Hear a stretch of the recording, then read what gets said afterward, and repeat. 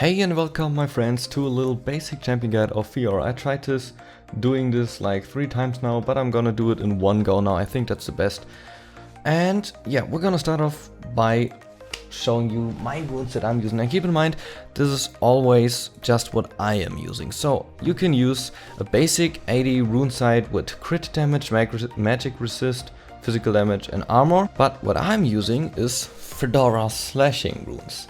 That means I have 7.5 cooldown, 2.2 crit, I got a razor mark of precision, I got that from my mouse, it was in the package. And then I got 14 physical damage and 72 health, so you can play our top or mid, and yeah, you can also make 2 separate ones with armor and magic resist if you're like playing mid or top more. But that's a good page for both lanes. So let's go over to the masteries. For masteries, you can again just take a 20-1-0, just a regular one. I'm gonna blend those in. And what I'm using again is just a destroying assassin, like getting out of fights and getting into fights really quickly rune mastery page. I got 23 in offense, so pretty offensive. In defense I got 4, but only for reducing the incoming damage from champions' basic attacks by 2. And swiftness, which reduces the effectiveness of slows. And in utility I got 3 points, only in fleet of foot, 1.5 movement speed. So yeah, just a really quick, aggressive rune page that I'm using. But it worked out pretty well for me. Let's go over to some builds that you can use. A lot of people like to rush longsword at the beginning and 3 health potions and of course the trinket, and then they go Tiamat and brutalizer, and then they finish that.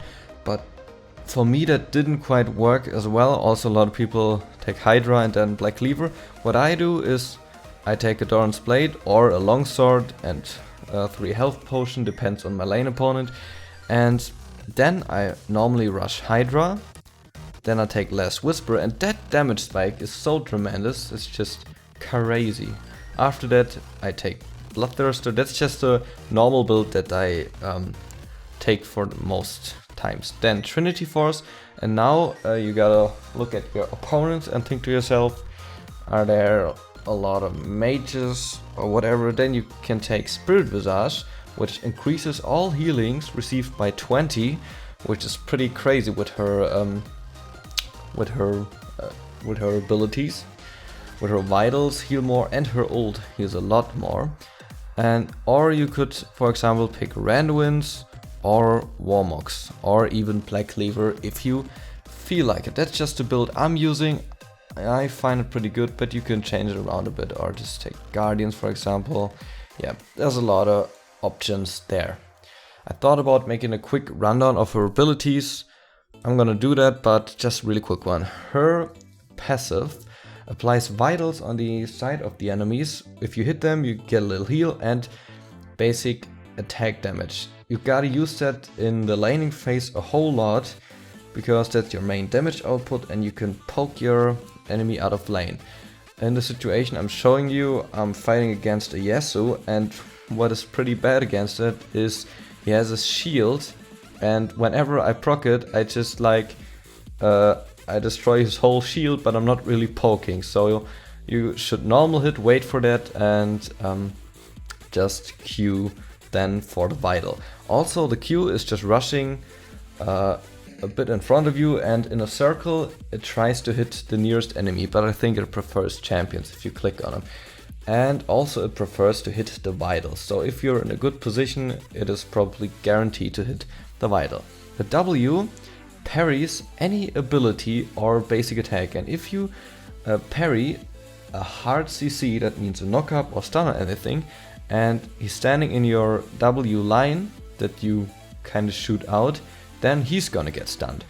I would not rate you to use your W just in a fight where you don't really get CC'd or something, because you just, I mean, in a chase it's okay because you can slow your enemy, but it doesn't really do damage. Your E applies 2 attacks, the first one will slow and the second one will critical strike. So if you have a Hydra, an easy combo is to Q, E, and then Hydra. So you stop your auto attacks. Sorry, I meant auto animation cancelling.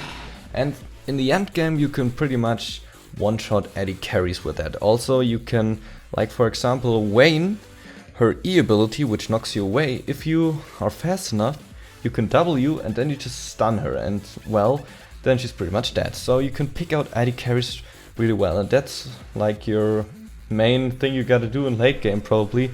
But where in the games I had, late game was going pretty well for me, because if you get ahead a little bit on your top lane or mid lane, because you can play her on top or mid in my opinion. I'm gonna try her in the jungle as well because I really love her, but I don't think that's really viable. And yeah, her ultimate applies 4 vitals, I think, or all vitals on the side. I think it's 4, and you get the damage out of them and the heal. And if you hit all the sides, you get a giant healing field which heals for a tremendous amount you and your allies, which is pretty useful if you put that on the enemy AD carry and you kill him in the fight, and your team is standing in that. You can get out with your whole team with full life in the end of the fight if you use it usefully. So yeah, that pretty much wraps up how I play her. There's not much else to say about her. Auto attacking is pretty easy with her, and you can pull some crazy combos and yeah, parry a lot of stuff. So I hope you enjoyed. That was my first guide which I did in one take. Maybe next time I'm gonna edit it a bit, but I just felt like recording that. So yeah, hope you enjoyed. See you soon. Bye bye.